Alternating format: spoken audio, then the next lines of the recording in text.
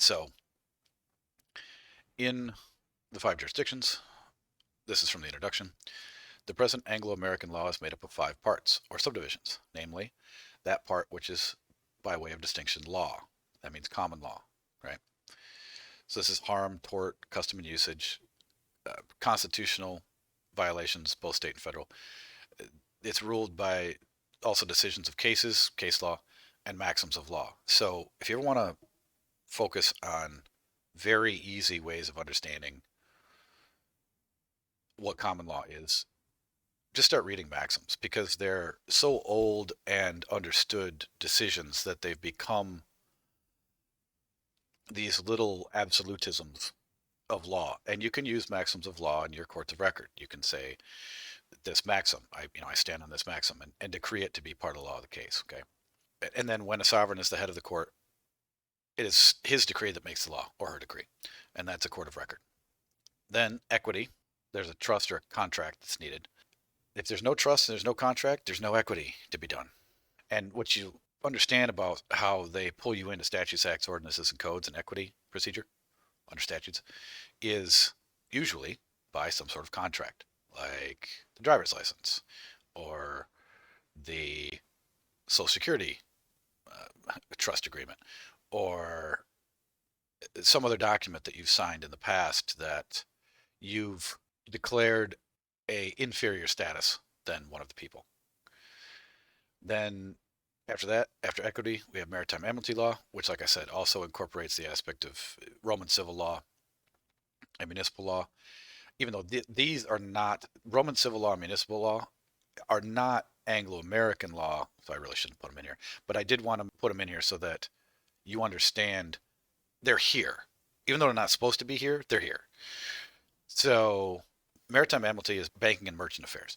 So maritime amnesty deals with all insurance contracts are maritime amnesty, right? Which is why they quote unquote force you to get insurance on all these various different things which you don't own, which you've registered, like your car and your body and your children and your land, right? So they force you to take out insurance on it so that they can adjudicate it through maritime amnesty law. Roman civil law and municipal law are actually foreign to us. So like I said, it probably doesn't belong in Anglo-American law per se, but they're here by de facto. And if you really, really want to understand de facto and how corrupt all of this is, you can read the Treatise on de facto, which I have given everybody, which is a very interesting read. And I've just started to get into it, but I found some stunningly interesting things in that treatise already. And then next is ecclesiastical law. This is the aspect of them administering your estates, and that the judge is a priest, black-robed priest of El, and El is the god of banking and lies, and its color is black, and it's an aspect of being part of the Saturnalian Brotherhood, and another very popular and well-known Saturnalian Brotherhood which existed in the world was the SS, not the SS. And then 5 is military law. You do what you're told because you signed a contract with the military. And then, like I said, there's one last jurisdiction which infects everything else, which is lex mercatoria, or the filthy law merchant.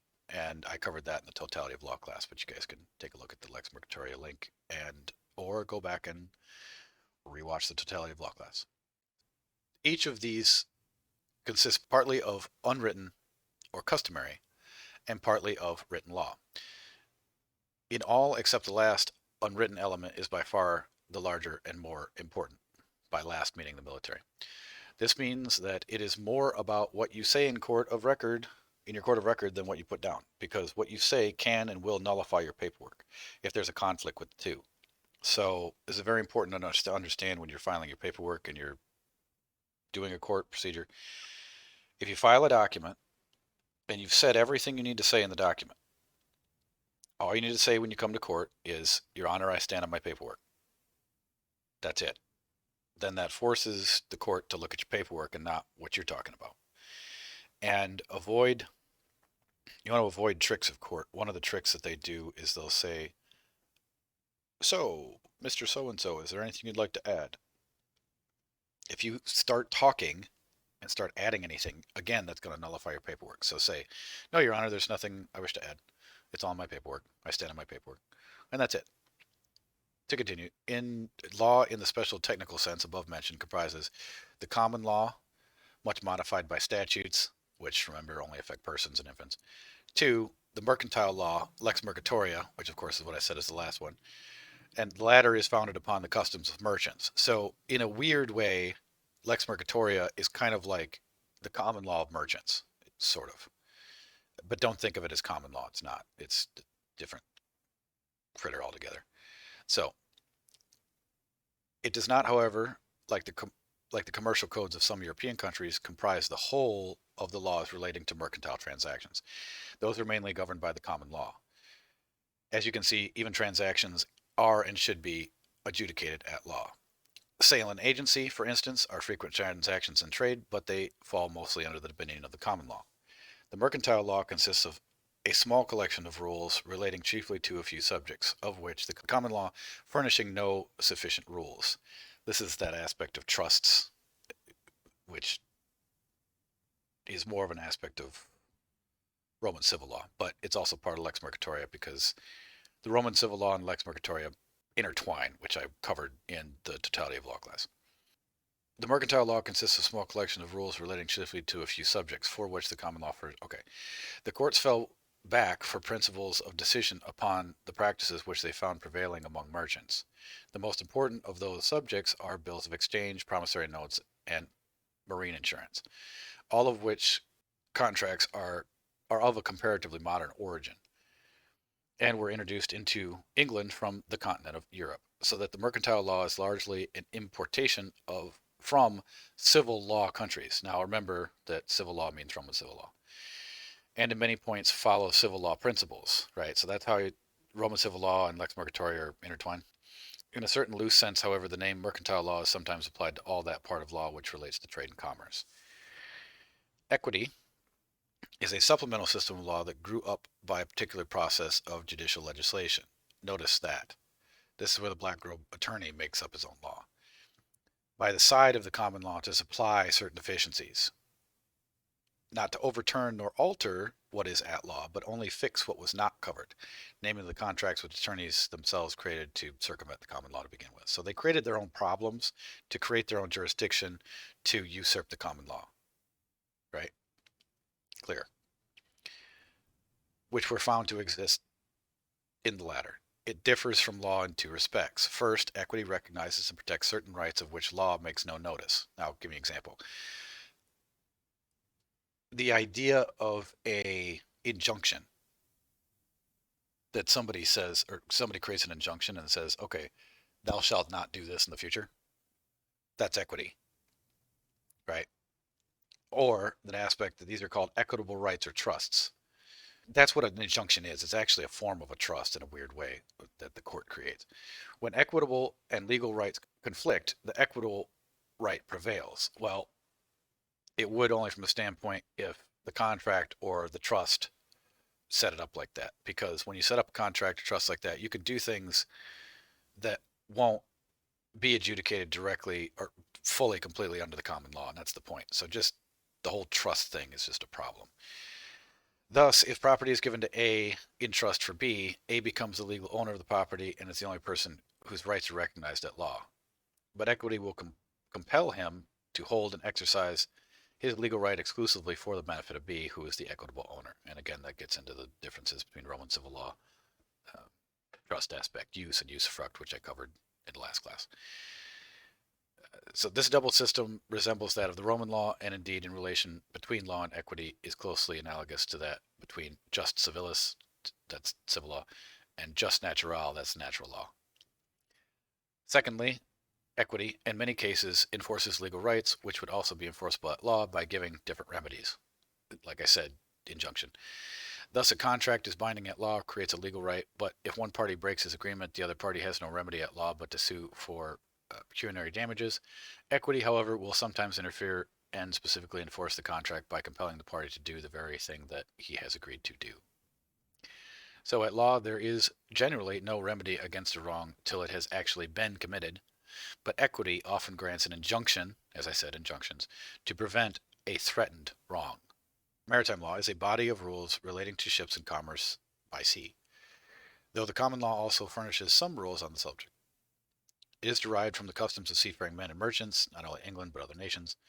Like the mercantile law, therefore, is largely of foreign origin. This part of the law is nearly the same all over the world and contains a large element of Roman law. That's your UCC. English ecclesiastical law consists of two parts. The first part dealing with the organization, doctrine, and discipline of the Church of England, which established the law as the state church. This is ecclesiastical law in its proper sense. In the United States, there is no established church and therefore no ecclesiastical law of this sort. But they still have aspects of ecclesiastical law from the aspect of probate and administering probate.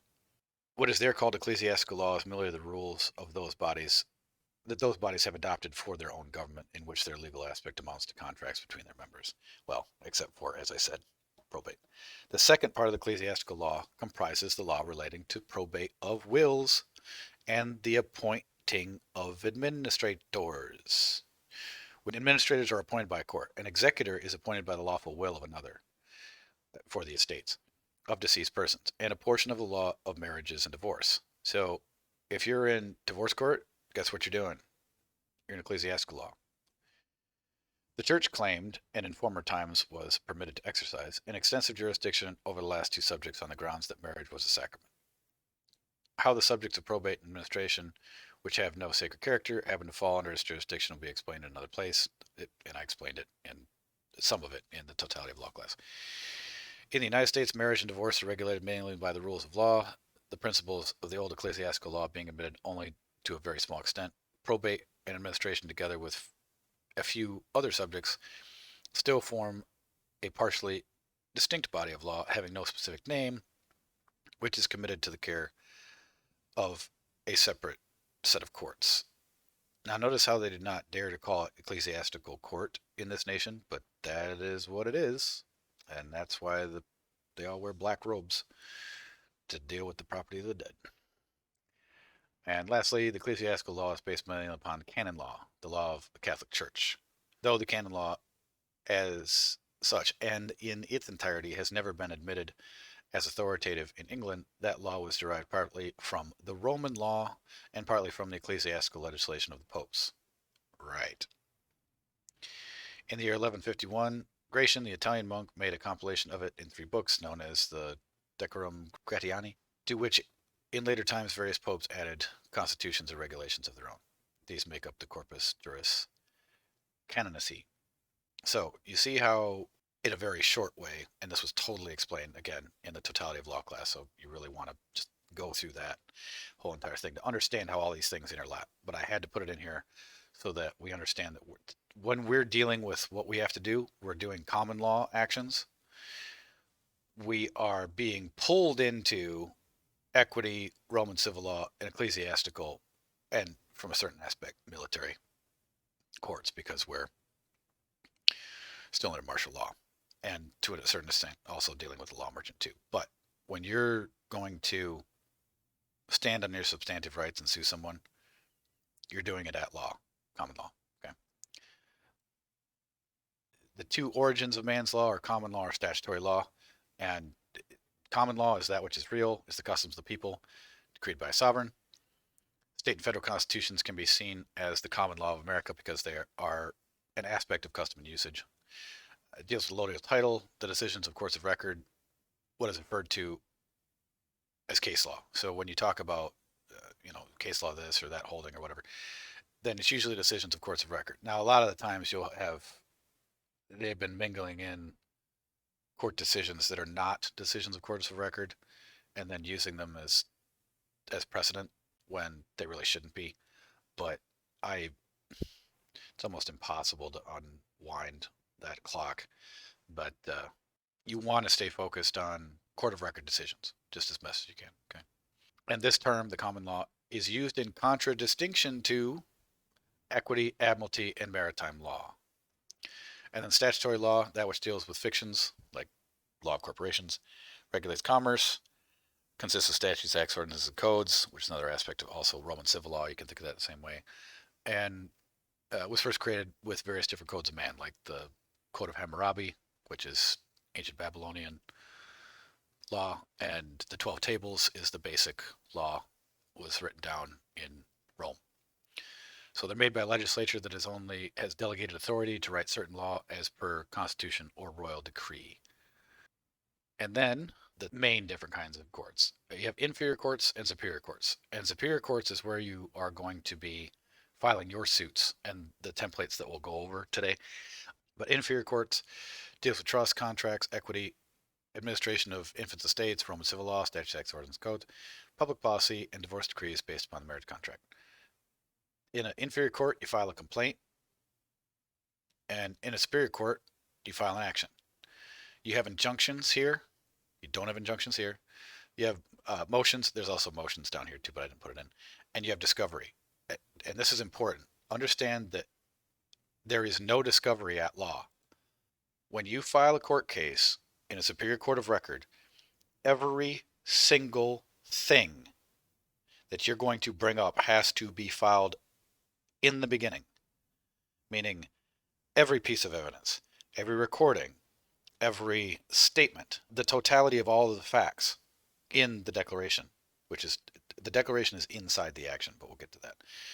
Okay, so all of that has to go in the beginning. There is no discovery at law, period. So when you file in a superior court of record a suit at law, and the attorney on the other side files for discovery, you file a motion to strike the discovery. Why? Because it's frivolous. There's no discovery here. What are you doing? Right? And if a judge goes along with discovery, then you hold him in contempt because he's following a set of rules that are not what this court follows. And you can make it very clear to him. Okay. And then you have courts of record and courts not of record. Court of record. From an elementary treatise on the common law, this comes exactly from the same book that I just read this from. This is page 99, however. Courts of record are those of whose proceedings a written history or record is required to be kept by the clerk. Such a court must have a seal. What is the seal of your court of record? It's your house seal. If it ever becomes necessary to prove the doings of the court, either in the same or another court, in an appellate court or in a Supreme Court or in an inferior court, in another court, the only admissible mode of proof is the production of the record itself or a certified copy of it under the signature of the clerk and the seal of the court, which is your seal. A court not of record is not required by law to keep any record of its acts. Its doings must be proved by witness, like any other fact. At present, only a few inferior courts, such as police courts and courts of justice of the peace, are not of record. Well, that was written in 1906. Guess what? They're all inferior courts now, unless you open up a court of record and run it as a court of record. Though formerly the Court of Admiralty and at present the ecclesiastical courts in England are not technically courts of record, although they in fact keep a record. And be aware of that. If you were to ask a judge, and this is if you were a defendant in an inferior court, you would never ask this question of him if you would file that law in your own court, because it's ridiculous to ask. But you'd ask the judge, is this a court of record? And what you're going to get every single time you ask that question is that, yeah, this court keeps a record.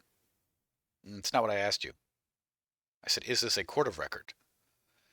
Because a court of record proceeds according to the course of the common law. And it's a superior court.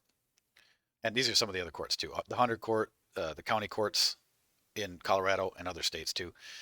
Your county courts are your courts of record. Your district courts, your state district courts are not courts of record. They don't proceed according to the course of the common law. So technically they're inferior courts. Your county court is where you want to file your suit. So if the state, the corporate state, files suit against your estate in district court, then file a counterclaim in your county court. Now they're going to look at that and be like confused, like, well, this is a more powerful, more important court. No, it's not. And you can prove it to them in your suit. And afterwards, what you would do is you would file what's called a motion to consolidate. And you would consolidate the district court case into the superior county court case. You'd be running both suits in one court, but it'd be the superior court because the inferior court has to answer to the superior court, the one that's at law. So some other things with superior courts. So you have trial by jury of your peers, not by a judge or chancellor. And then sometimes the Supreme Court when dealing with government trespass upon substantive rights, or when dealing with process regarding common law, like habeas corpus and other high prerogative writs. A Supreme Court can act as original jurisdiction, a court of record as an original jurisdiction with these various different things. So, of course, not of record. Statutory. Quasi-criminal jurisdiction. You'll get the judges saying this all the time. What's the jurisdiction? Well, it's quasi-criminal. Well, that means what? It's quasi-real. Anyway, all crimes are commercial in nature. That's CFR 27, section 7211. That's a good thing to go look up if you don't believe me. Commercial crimes. Any of the following types of crimes, federal or state: offenses against the revenue laws, burglary, counterfeiting, forgery, kidnapping, larceny, bribery, illegal sale or possession of deadly weapons, prostitution, including solicitation, procuring, pandering, white slaving, keeping house of ill fame and like offenses, extortion, swindle, confidence games, yada yada yada yada yada yada yada yada yada. Addiction to narcotic drugs and use of marijuana will be treated as if such were commercial crime. There it is, in your face. Are they running inferior courts? Yes. Is all this stuff that would usually be adjudicated at common law being adjudicated in equity? Yes. Did they just admit it? Yes.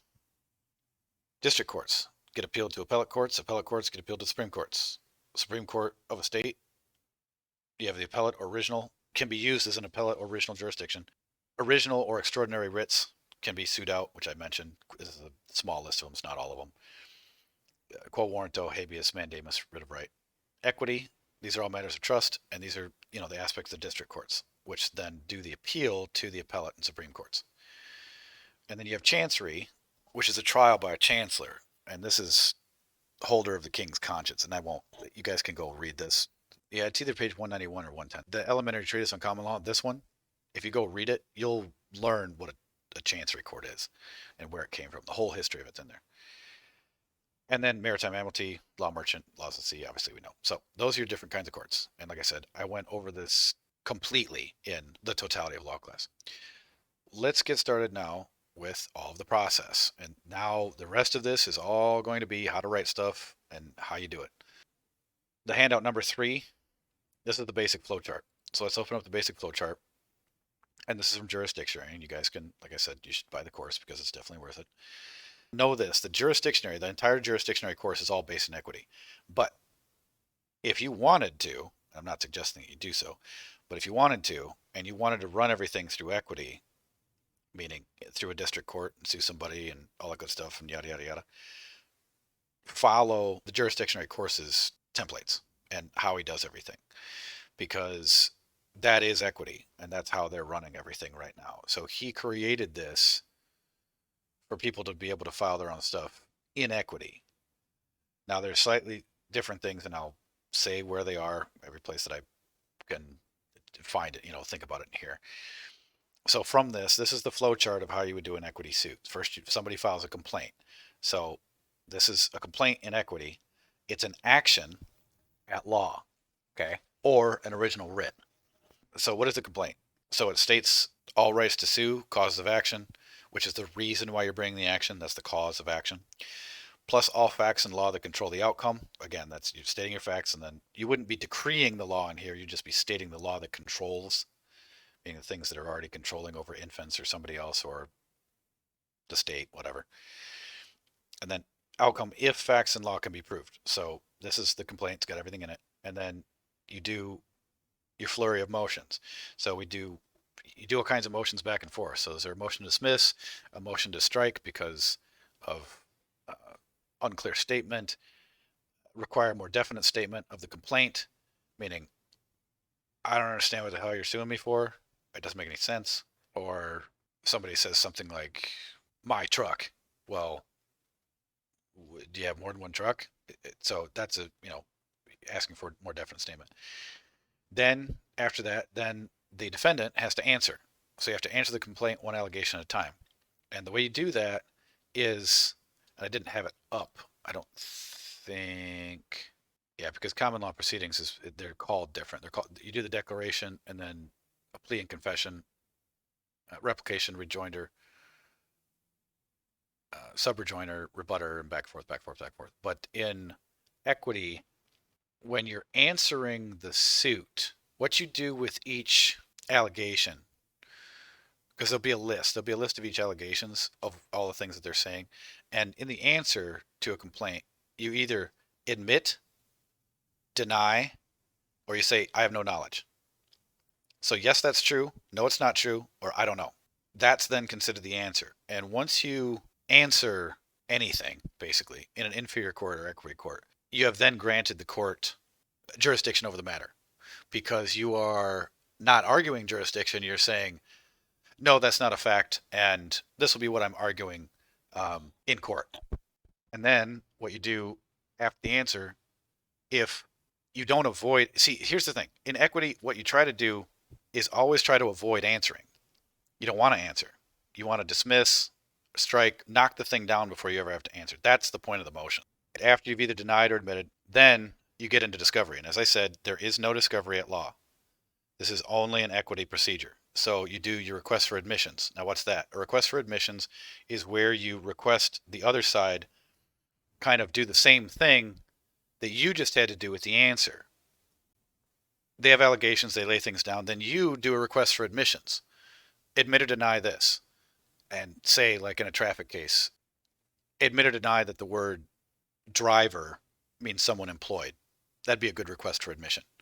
Because once they admit that that's the definition of the word driver, you can say, I wasn't employed on the day in question. Bam, end of suit, right there. Request for production, that means actual documents, whatnot. Interrogatories, it's a different way of asking questions. And then depositions are when, if you go and depose somebody else at another location with a recorder or with a recording, and the other side's present, and they usually always are, because you have to tell the other side that you're going to depose somebody, and they have the right to be there and ask questions as well. It's kind of like, a deposition is kind of like putting somebody up on the stand without being in court, is basically what it is. And both sides get to ask questions back and forth, and you record the whole thing, and then it just becomes part of the record. And then court orders, and this includes subpoenas. So if you have to subpoena somebody, that's an aspect of discovery. Now, the funny thing about going back and forth between courts of record and courts not of record is that if you end up using some discovery tool at law, which you're not technically supposed to do, but if they answer it without basically saying, hey, there's no discovery at law, what are you doing? Then you get their answer or you get their stuff, but you don't have to answer their request for any discovery because you say that's frivolous. I don't have to answer you. And sometimes that works, sometimes it doesn't. I have seen it work. Bill Thornton talks about a couple of times where he did it, where they ended up giving him the information. They said it's all in the filing. It's, what do you want? There is no discovery. So after you get through all this rigmarole, then you finally get down to the trial. And the trial is a formal presentation of the facts and the law for determination of a winner pursuant to the rules of evidence. And that's either before a jury. You can have inferior courts that have juries, but they're all going to be made up of United States citizens, which is another interesting story that Bill tells about a gentleman. His estate was charged with whatever statutes, and he went in and argued strictly the definition of the word peer. What he did was he said, I demand a jury of my peers. Judge said, okay, fine. So when it came to select the jury, he asked them, are you a citizen of the United States? And if they said yes, he dismissed them. And he kept doing that. And the district attorney got pissy and said, Your Honor, he can't be doing this, and yada, yada, yada. And then he explained to the judge, Your Honor, I understand what the word peer means. It means a member of the sovereignty. None of these people are sovereign because they're subject to the jurisdiction of Congress. So what the judge had to do was then order the sheriff to go out and find some peers. And the sheriff had to report back to the judge they couldn't find any. And they had to dismiss the case. Little interesting way for strategy. If you didn't want to do a full-out counterclaim and do all the rest of that, you could do just that. I wouldn't suggest that be your only strategy, however, because you have to also establish at the same time that you have that status, that you are one of the people, and that there's no argument on the other side about it.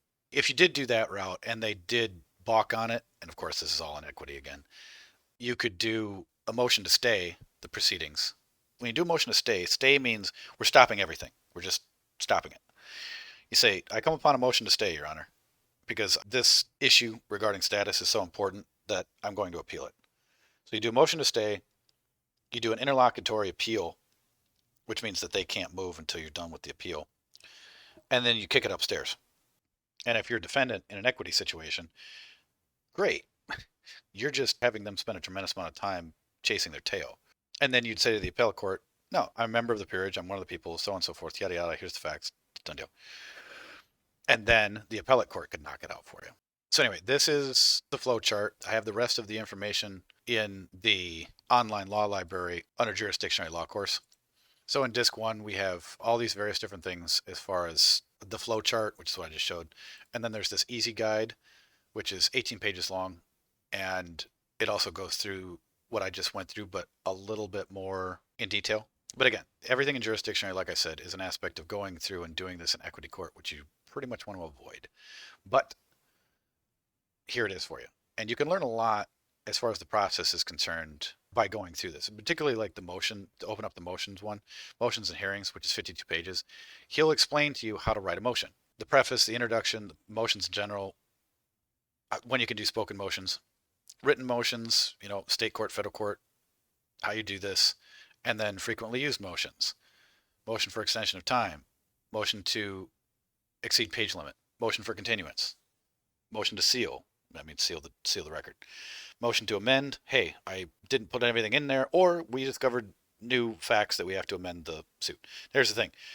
You can amend your own case at law too. You just have to refile the thing, and then you basically say that this amendment replaces in its entirety the action at law filed on such and such a date.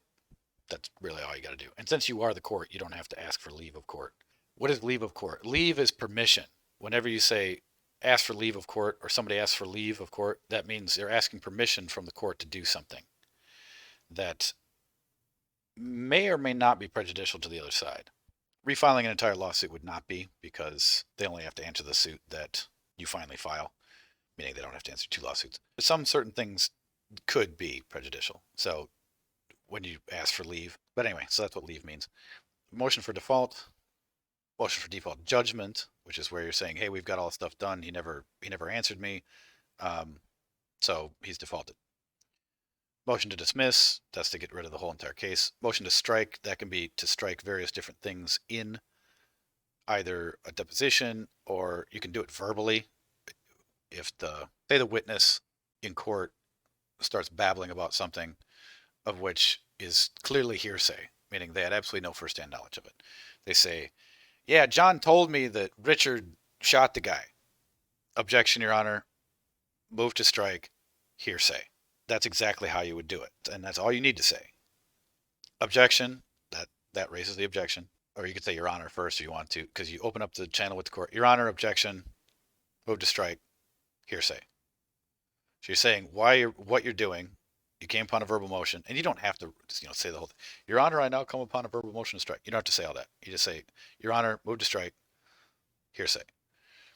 And then, if it is hearsay, clearly, which is something that I saw a really good definition of hearsay in Colorado Appellate Court rules a little while back, and it said that the hearsay process, or the standard by which hearsay is considered, I guess, is that it's something that someone could not possibly know by the laws of nature.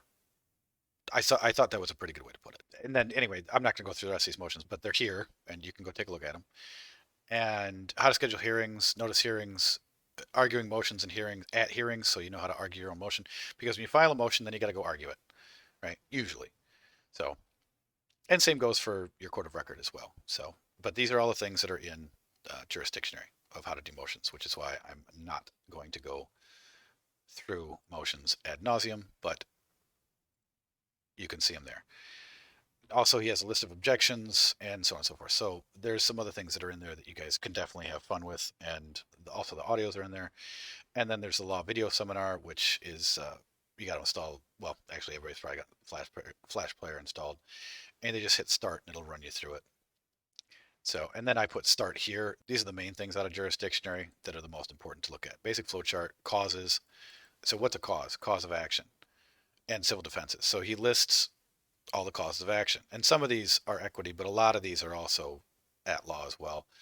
I have a list of the common law actions also. So just use these for equity, abuse of process, court and satisfaction, accounting. Action of account is one you can also do at law. An action of account, all you have to do is prove that there is a fiduciary relationship between the parties, and then basically you can get all of their information. An action of account is the only action at law where you can get something from the other party.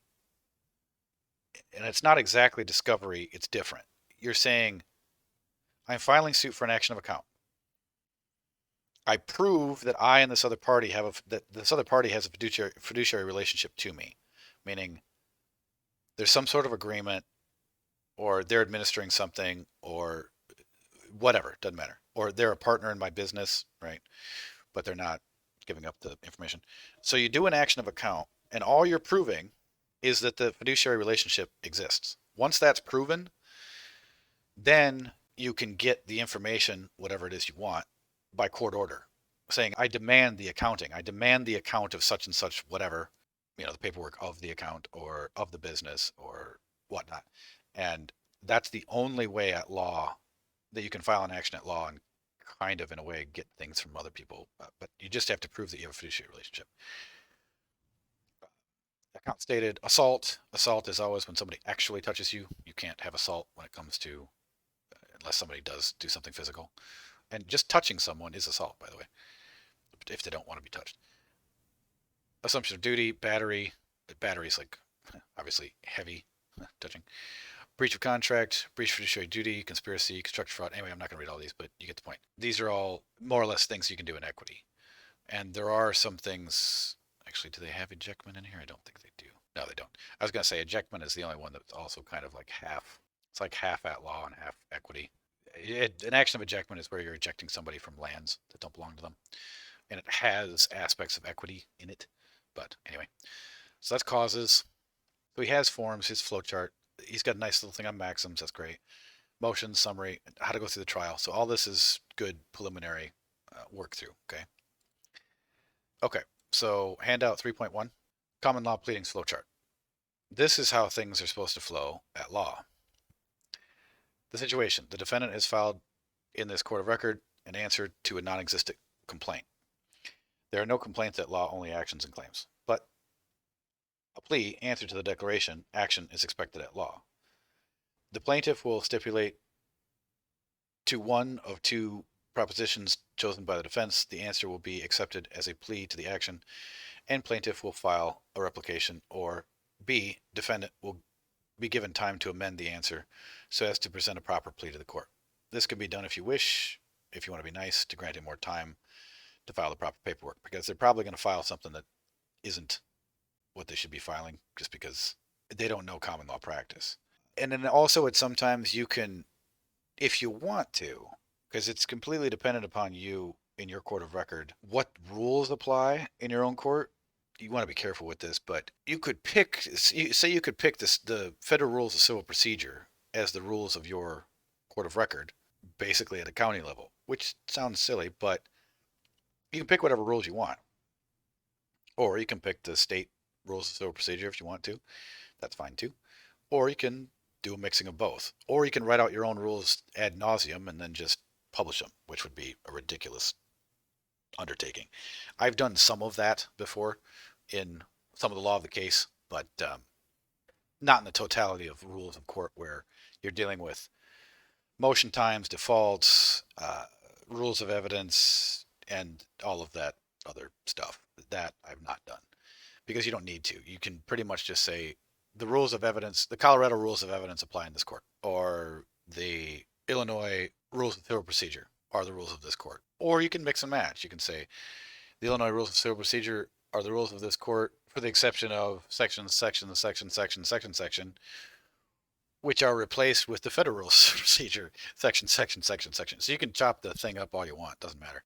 But you want to set your rules to something, because if you don't set your rules up, you're going to be in a position where you're not going to know what you're doing, and the other side won't know what you're doing either, and that leads to problems. So it leads to a poor show, basically. So within the action you filed is called a declaration. Now, what I'm going to do, I'm going to pull up the case at law, sections of an action at law, and then we'll go through the court of record template. So within the action you filed is called a declaration.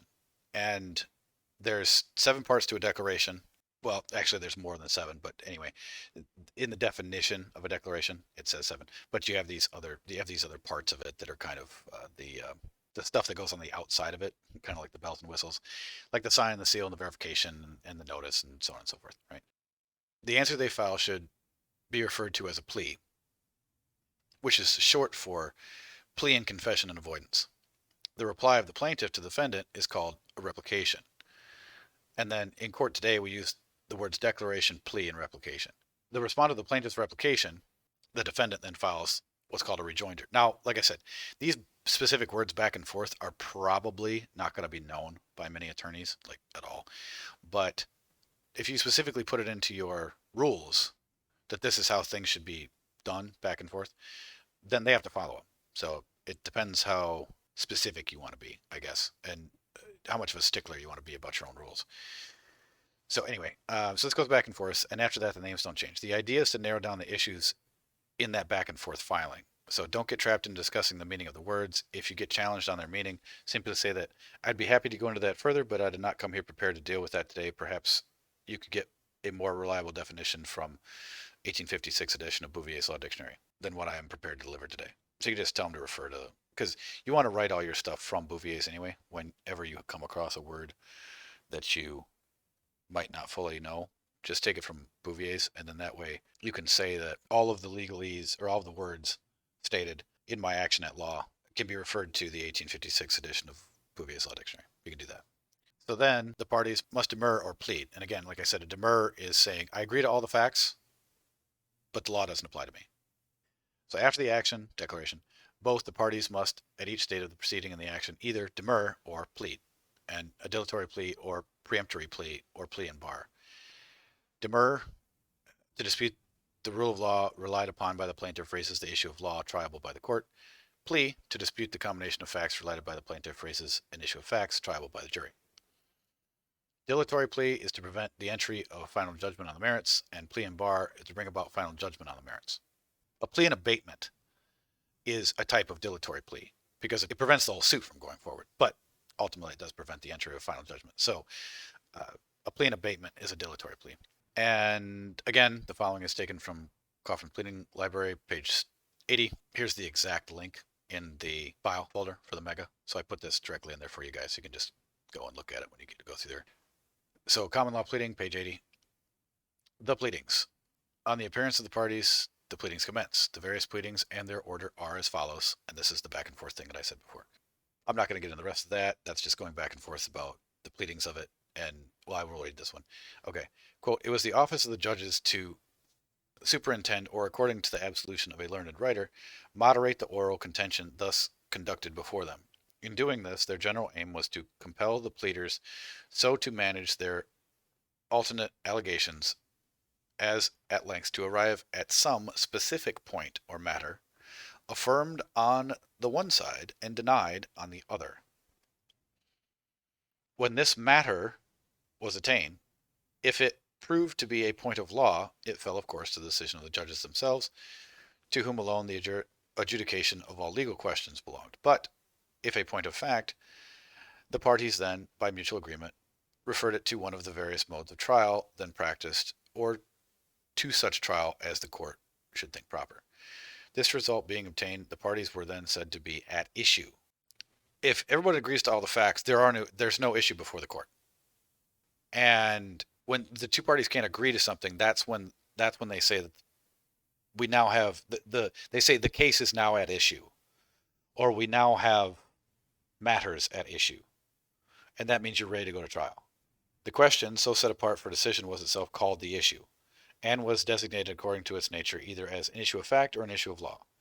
The whole proceeding then closed. In case of an issue of fact, an award or order of the court directed the institution at a given time of the mode of trial fixed upon, or in a case of an issue at law, by an adjournment of the parties to a given day when the judges should be prepared to pronounce their decision. So this is how the basis of, it's either an issue of law or fact, or both, right? So the practice of oral pleading has long since ceased, obviously. The modern practice is to draw up written pleadings in type written form and file them into the office of the proper officer of the court, usually the clerk's office. Here, the opposite party may examine a pleading, or he may procure a copy from the officer, or it may be that under the statutes of the particular state or a rule of the court, a copy may be required to be delivered to him. That's to serve the other side, and you do have to do that. So when you file a motion, or the original action, actually, anything, well, just put it this way, pretty much anything that you file into the court, you should mail a copy to the other side so that the court knows that they got a copy. And how the court knows that they got a copy, I think I have it in the court of record template. But anyway, it's basically called a certificate of service, and it's a little thing at the bottom of the motion or whatever it is. It says, "I sent a copy via United States mail on such and such a date to so and so." So basically, it's just you swearing to the court that you sent a copy to the other side. That's all it is. Okay. So with that, let's scroll up here, and these are sections of an action at law. So, and this is what I'm going to do here. I'm going to put this up next to the court of record template. So, sections of an action at law. So your heading. This is your heading of your court. Like I said, you want to have templates for this. In fact, you can use this court of record template if you want, and just leave the sections in here and just wipe everything else out, or you can leave the other stuff in there. It's up to you. So what you got at the heading? Court. Plaintiff versus defendant, or counter plaintiff versus counter defendant. In a court of record, so court of record, county, wherever, and for the people of Boone County or whatever county, or you can say for the people. If you don't want to, that's fine. If it's just if you're just going up against someone, that's fine. But if you get to a point where you have a grand jury now ready to go, a 25-member grand jury, and you bring a suit against someone, it would be a court of record, not for the House of Doe, but a court of record in and for the county of Winnebago and for the people of same, or something like that, in Illinois. So that would be how you'd bring a criminal charge from a standpoint of an indictment. There's other specifics that have to go with that, which I'll cover much more in depth when we continue going through the free Saturday classes on the Vocational Science Freedom Gilded server to cover grand juries. So I won't get into that now. So here's your heading. It's your case number. So what is it? So this is an action at law. Or you'd have here a motion to dismiss, right? Or whatever it is that goes here. So, and it could be a couple different things, or it can be lengthy, whatever. So name the action or the claim or whatever it is. Then verified, tested, and sealed, leave that there. Just leave it sit there at the bottom. The thing about plaintiff and defendant, if you have charges against your estate, from the corporate state, then you would be what's called here, you'd put it as a counter plaintiff, right? So you'd put counter plaintiff here, and then the counter defendant would be the state. So counter defendant, and you'd put it in all caps, the state of Illinois, right? And counter plaintiff, that would be you, or you'd say that you do the proper name, John Henry, and then House of Doe. That's the counter plaintiff, counter defendant.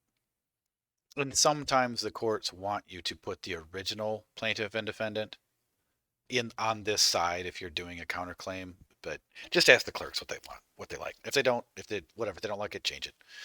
And you can just take it with a pen right at the window and just scratch it out and just write it underneath. Because the definition of type print means legible printing. It doesn't mean that it has to actually be typed on a typewriter or a computer, okay? It just means legible. As long as you make it legible, you can do it right at the counter. Then we get into and these are going to be the two of them back and forth. They're all going to be in there, but they might not be in exactly the same order, because sometimes I change it up if I want to make a purposely make a point about venue, then I might put venue first, or I'll put the jurisdiction and venue at the same time. But anyway, so venue, immediately after the title of the declaration, follows the statement in the margin of the venue. And it's no longer in the margins anymore. They used to put the venue down the side of the court case, but now you just put it in the middle. So again, this is now placed in the body of the case, not in the margin. Placing this in the margin would only confuse the clerk. Or county in which the facts are alleged to have occurred. And in which the case is tried. So you say the property described herein and all matters relating hereto occurred in or are situated in the county of Boone in the republic known as the state of Illinois. Right. So you're just saying where you are. Then you get into jurisdiction, your jurisdictional clause. This is where you state why your court has jurisdiction over the parties and over the action in suit. A plain statement as to why the court has jurisdiction in the matter. Example. Venue is proper in the Superior Court because all events described herein and all matters relating thereto occurred on land in the county named or known as Gunnison and the republic named or known as Colorado, none of which were of a commercial nature, and therefore all actions herein shall proceed by necessity according to the course of the common law in a court of record in said county. See the law of the case, section the court, rules of the court are as follows, which are included by reference as if fully stated herein. This is actually how we did the counterclaim, the jurisdictional clauses in Drew's counterclaims before we defaulted them all and then put them into binding arbitration. But here's another aspect. These are notes. So explain why the court has subject matter jurisdiction. Subject matter jurisdiction is jurisdiction over the thing or things that you're filing about. So if it's a house, that's subject matter. If it's land, that's subject matter. In personam jurisdiction is over the parties. So jurisdiction over the person in personam. And that only has to be basically the fact that you put in here that the parties were served on such and such a date. See Exhibit A, process service affidavit, whatever, right? So, or if you did a full administrative procedure, as we went through with the notices, then you can put those in there and say, hey, this court has jurisdiction because this guy already got noticed. I already went through administrative procedure with this idiot. And, well, you don't say idiot, but I already went through administrative procedure. He's been served 4 times, 2 by me, 2 by notary presentment, and he's defaulted on everything. And this is why this court has jurisdiction, because I told him in those notices that this was what the remedy was going to be. And that's all you have to say. I mean, that's all the further explanation that you need to state to have that court have jurisdiction, because he agreed to it. That's it. So you can do that too. And is in proper venue, which of course is above. Court of record is the only place to deal with land title. Just know that. The defendant was and is a resident, and always call the defendant a resident, and call and say to yourself that you're lawfully domiciled. Some courts will catch on to it. Some judges will catch it. Others won't. Others don't think it's important. Well, no, pretty much all of them know that it's important, but meaning that some of them will acknowledge it as being important and others won't. But always refer to the defendant as a resident of the county wherein this suit is being brought. And always refer to yourself as lawfully domiciled and same. Or if it's not your domicile, don't worry about it. Just say that you're lawfully domiciled where you are lawfully domiciled. But always make that distinction. Plaintiff, by common law, expects the defendant to present plaintiff with property that is safe to live in, or whatever reason you're coming on, like the thing that he did. The jurisdiction of this court is invoked upon the common law, and this doesn't always apply, but this is some good stuff as far as, I think, what state was this? Oh, this was Illinois. So the jurisdiction of this court is invoked upon the common law and the following. Article 7 of the Illinois Constitution, Section 1. Quote, that all men are born equally free and independent and shall have certain inherent and indivisible rights, among which are those of enjoying and defending life and property. Yeah, that's what that said. And that's actually in the first Illinois Constitution. And of acquiring, possessing, and protecting property and reputation, and of pursuing their own happiness. Close quote. That's a good one to throw in there, because guess what? You're saying that the jurisdiction of this court is invoked upon that right, that I have the right to defend life and liberty and to acquire and protect my property. So what are you doing in this court of record? You're doing all that. So that's reason for jurisdiction. Section 2. Quote, that all power is inherent in the people and all free governments are founded on their authority and instituted for their peace, safety, and happiness. Section 6. Quote, that the right of the trial by jury shall remain inviolate, meaning you can demand as a plaintiff, and this is another thing I should have said up here, but in this section right here, you can say action for trespass, and then after that, you can say jury trial demanded, so that they know that you're going to demand a jury trial even though you're a plaintiff, which you don't have to do, of course, but you can say it if you want to. So you could say action of trespass and then jury trial demand, right? So, and then this would be part of that right that you have to do that. Section 8, no free man shall be imprisoned or disseized of his freeholds, liberties, or privileges, or outlawed or exiled, or in any manner deprived of his life, liberty, or property, but by the judgment of his peers, or the law of the land. The law of the land. The first Illinois Constitution said that in there, so that means you automatically have access to the common law. It doesn't matter what the statutes say, period. But by the judgment of his peers. So guess what? You demand a jury trial, and you can do the same thing that I just said that you could do in the defense side. Well, he's not a peer, Your Honor. He's a citizen of the United States. Well, where are all these members of the peerage? And just turn around and put your 12 friends on the stand and put them into the jury box. All of them are going to absolutely know what to say, and they will be peers. And, not to make too fine a point on it, the way that jury trials used to be done, nobody talks about this anymore, but this is how it worked, is that the plaintiff was the one that picked the jury. There was none of this, oh, you got 2 strikes here and 2 strikes there, and you guys, the defendant his picks and nope. Absolutely not. The plaintiff picked the jury. You want to pick your own jury? Make an argument of that, and then just put your 12 friends up there. See what happens. Section 12, quote, every person within this state ought to find a certain remedy in the laws. Right. Doesn't say what laws.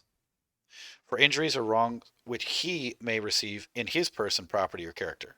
He ought to obtain right and justice freely, and without being obligated to purchase it. You put that in the law of the case, guess what? The clerks can't charge you for filing your suit. Completely and without denial, promptly and without delay. Conformably to the laws. Again, what laws? Well, the laws of the sovereign, whatever the hell you decree.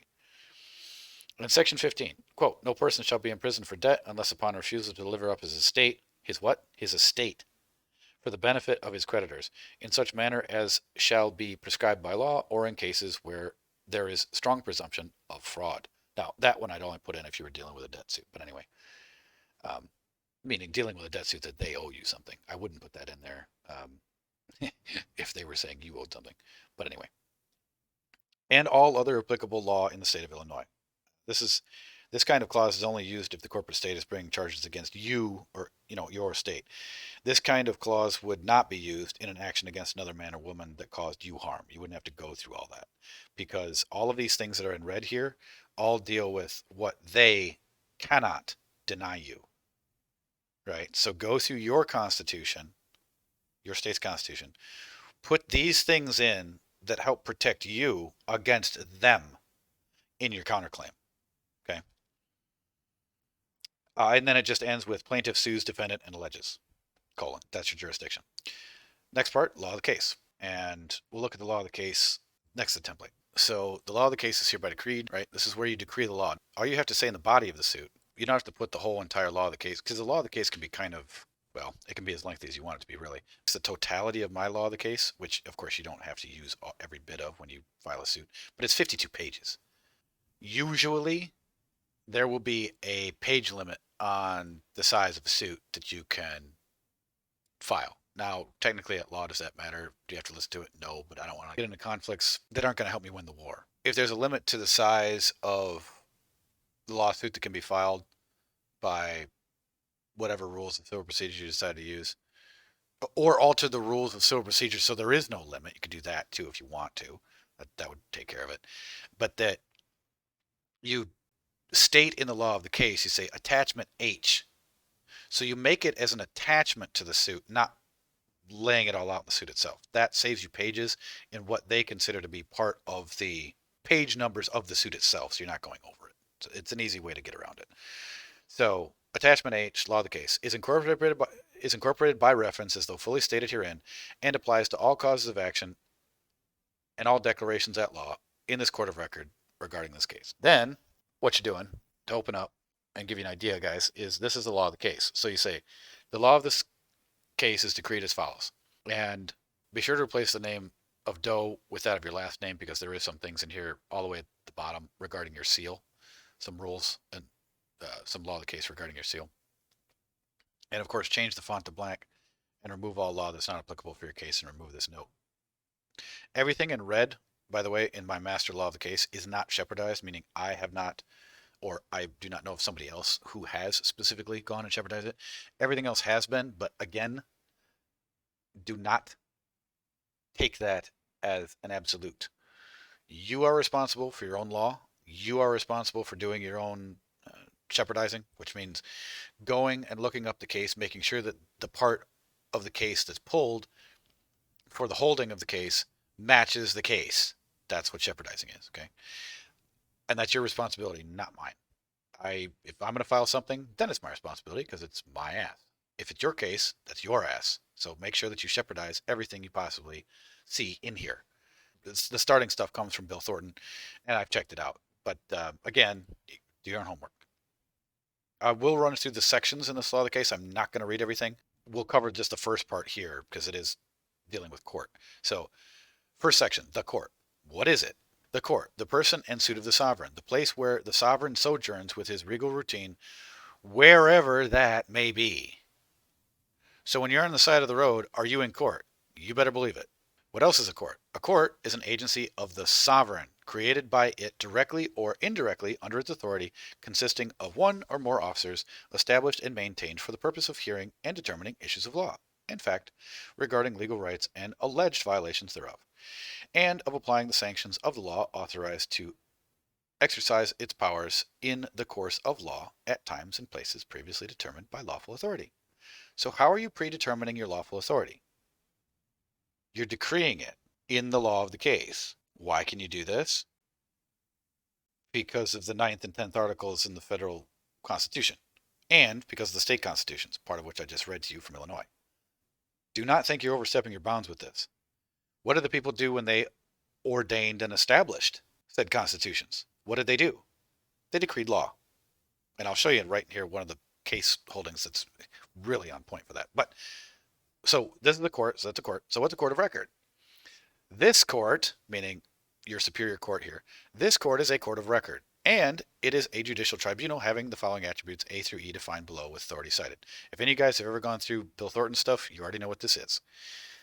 A judicial tribunal having attributes and exercising functions independently of the person of the magistrate designated generally to hold it. What does that mean? It means that the magistrate has absolutely no judicial tribunal powers. So where are the tribunal powers? What is the tribunal of a court of record if not the magistrate? Well, the 12-member jury, or if the defendant doesn't demand a jury of his peers or whatever, doesn't demand a jury at all, guess who the tribunal is? The sovereign plaintiff. He sits there just like a king would. And yes, we've done this before. B, proceeding according to the course of the common law. That means no statutes. Don't ever, ever, ever, ever, ever write anything as far as the statute is concerned into your law of the case, unless and only unless you are applying it to an officer of the corporate court or an officer of the corporate state. Okay? Never apply it to yourself to say, oh, the statute says I can do this. Well, no, then you're acting like an infant. And then you're no longer in a court of record and you just obliterated your whole entire case. Remember that. C, its acts and judicial proceedings are enrolled or recorded for a perpetual memory and testimony. Just means it keeps a record. D, has power to fine and imprison for contempt. Right. So if the magistrate gets snarky and decides to try to act like a tribunal, guess what? You can fine him or imprison him for contempt. And Bill Thornton has done this himself, and we did it in a couple of Drew's cases. We served it. We did the motion, filed it, served it on him. We kept trying to schedule the contempt hearing, and the clerks just kept saying, "You can't have a contempt hearing. You can't do that," with absolutely no authority to deny it. So anyway, we just said forget it, and we just defaulted them, and we just finished it. We said, well, you don't have any power anyway, so whatever, you're getting defaulted. So, and then E generally possesses the seal. Okay, what did I say before? Whose seal? It has to be the seal of your house, because that will be the seal of your house will be the seal of your court. Okay. The word magistrate does not necessarily imply an officer existing any judicial functions and might very well be held to embrace notaries and commissioners of deeds. Okay, so there you go for notaries. And, well, and what a magistrate is and what it is not. Now, the next one. No statutory or constitutional court, whether it be an appellate or Supreme Court, can second guess the judgment of a court of record. Now, that's not part of the court hearing. That's just the note that's in front of it.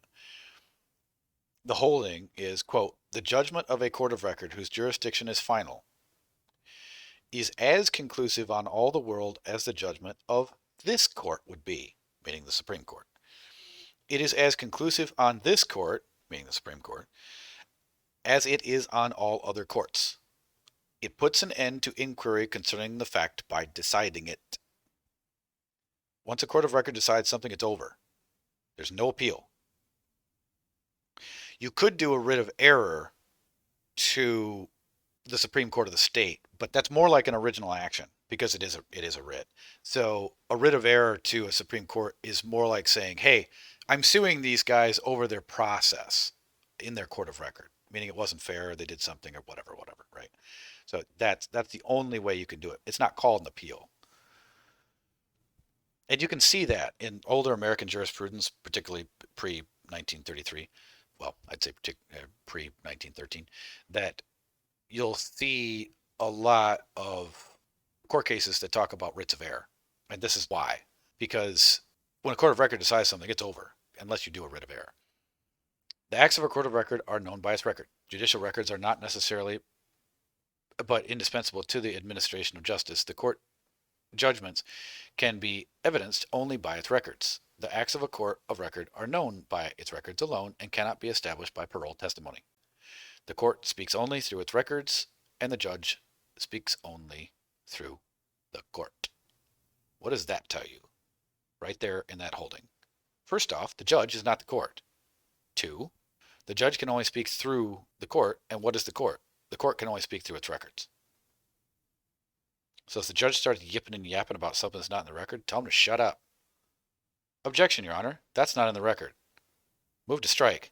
If he says, you're overruled, say objection. It's not my wish. Well, Your Honor, for the record, I do object. And he says, fine, noted. If he's being nice, he'll say, okay, your objection is noted. I once had a judge one time. This was in a inferior court traffic ticket thing. I was in my early 20s. I think I filed 15, 16 different motions to dismiss, all valid, all clearly based in law, and there wasn't really anything anybody could do about it. When he denied my motions to dismiss, one after the other, during the motion hearing, I said objection. And he said, your objection is noted with exceptions. Now, what does that mean? It means that he didn't even try to go over the top of me and say you're overruled, because he probably knew I was going to say exceptions. And that's one of these little back and forth things that you can do in the inferior court. Exceptions means exception to the rule, exception to whatever rule that they're doing. And all of it, you can say exceptions to all of it because none of it's following the common law. So when you say objection and he says overruled, the only thing you say after overruled is exceptions. And that's, you're preserving the exceptions of the rule for appeal. Now that's, like I said, that's an equity thing. But in a court of record, if you're the tribunal, you just say, well, Your Honor, for the record, I do object. And they'll say noted, or maybe you might say duly noted. And duly, by the way, means that it applies both to common law and equity, right? That it's basically good by both forms of law. Okay, so to continue. So inferior courts are those whose jurisdiction is limited and special, and whose proceedings are not according to the course of the common law. Right? So all those courts are inferior if they're not proceeding in the course of the common law. There it is for you. Okay, this is section of Illinois Constitution. I'll skip that. The terms equity and chancery, court of equity, and court of chancery are consistently used as synonymous in the United States. It is presumed that this custom arises from the circumstances that the equity jurisdiction, which is exercised by the courts of the various states, is assimilated to that possessed by the English courts of chancery. Indeed, in some of the states, it is made identical therewith by statute, so far as conformable to our institutions. Well, yeah. So, if you're in a court of equity, it's chancery. If you're in front of a chancellor, he can do whatever the hell he wants. He doesn't even have to follow law. You know what a chancellor is? He's the holder of the king's conscience. And that, again, you can find in the book on elementary law from Terry, the one I was reading from before. It has a great explanation of what chancery courts are and where they came from. But anyway. Okay, so that's all the stuff with court. Now, this one. To constitute a court as a superior court as to any class of actions. Any. Within the common law meaning of that term, its jurisdiction of those actions must be unconditional, so that the only thing requisite to enable the court to take cognizance of them is the acquisition of jurisdiction of the persons of the parties. How do you acquire jurisdiction over the parties? You process serve them. You by personal process service. Someone over the age of 18 goes and hands it to the guy. Here, you've been served. Now, I don't know if I've ever told this story before, but, well, some of you have heard it because you know me, but I don't know if I've ever said it in class. There was a time where I had a friend of mine, I appointed him as a special master of my superior court of record, right? This was for a habeas corpus. Filed the habeas into the court and then had my special master go and serve the clerk of the court, the actual clerk of the court in his office. Not a deputy clerk, not an under clerk, just actually the duly elected clerk of the court. The clerks were doing some things they shouldn't be doing. So my friend, special master, went into the clerk's office and said, "Is Thomas whoever here?" And she said, "Why?" You know, the little secretary. "Well, why? Why do you need him?" "I have service for him." "Is he here?" Yeah, I think he's here." "Okay, well, go get him." And then he turns around, and who's standing in the corner but a U.S. Marshal who has apparently a stack of papers in his hand and looking like he's kind of doing the same thing, looking like he's serving, doing service or whatever. So Hawk just kind of does pleasantries with him. "Oh, looks like you're serving stuff too." He's like, "Yeah." By that time, he just is like one sentence, and by that time, he turns around, and the clerk's walking down the hallway. Comes up, "Are you Thomas so and so?" "Yes, you are." "Here, I have service for you." Now, I didn't train him as well as I probably should have, but the funny thing was, is he says, "Here, I have service for you," and he puts the stuff out from his hand. The clerk takes 2 steps back, doesn't say anything, just takes 2 steps back, and Hawk turns around and slaps the U.S. Marshal on the shoulder and says, "Look, he's trying to avoid service." The U.S. Marshal takes 2 steps forward, grabs the paperwork out of Hawk's hand, takes 2 more steps forward, shoves them in the chest directly of the clerk, and says, "You've been served," in a very loud and predominant voice, and then drops them in front of him. Hawk said he cracked up laughing so loud he had to leave and get out of there because he was laughing too loud.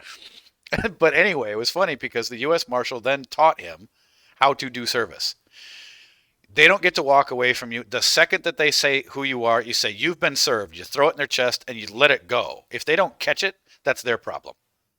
Doesn't matter. If it hits the floor, doesn't matter. They've been served. And so that was a very funny thing that U.S. Marshal did. And this guy, and Hawk said that this guy was enormous too. He looked like a tank. But anyway, that's how you do service. Okay. And that's how you acquire jurisdiction over the person. Once they got served, that's it. Now they got to answer because you've got a witness that says they've been served. And yes, you can do process service by it. Well, the U.S. Marshal Service won't do it for you unless it's a federal suit. But if it is a federal suit, yes, you can have the U.S. Marshal Service do that same thing. Go and shove it in somebody's chest and you've been served. Otherwise, you can have your special master do it like I did, or you can have a private detective do it. You can have a notary do it. You can have your coroner do it if you want.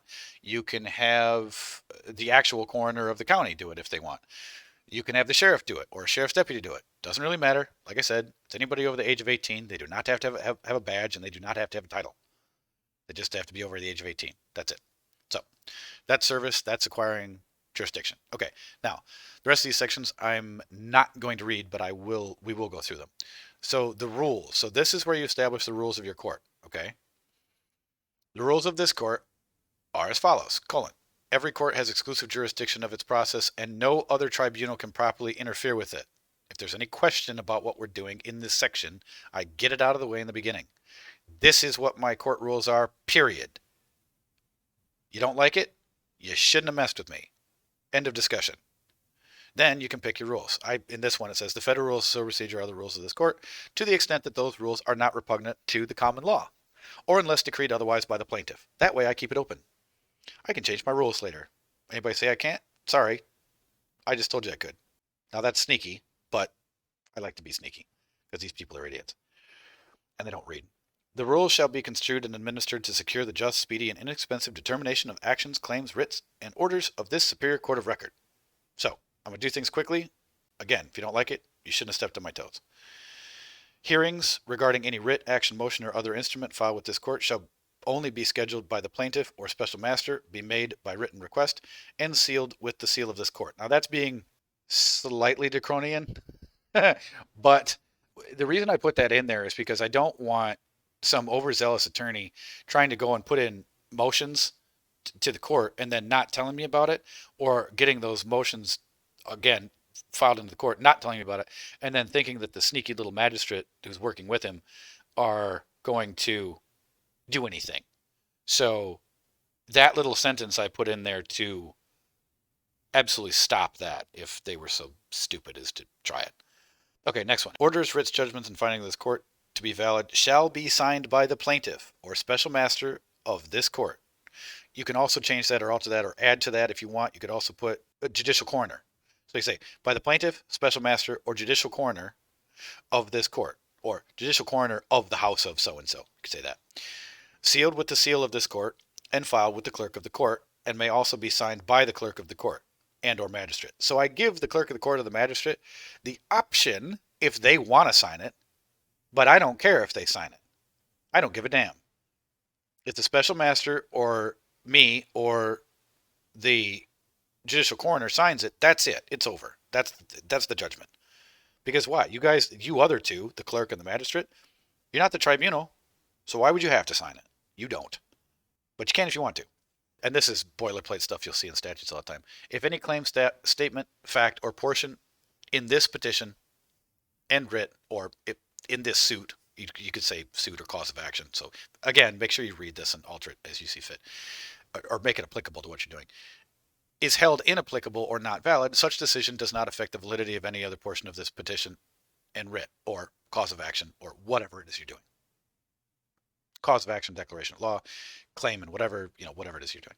So that way, if something does get knocked out, or basically you'll have to agree that it gets knocked out, the whole suit doesn't get thrown out. That's the point to that statement.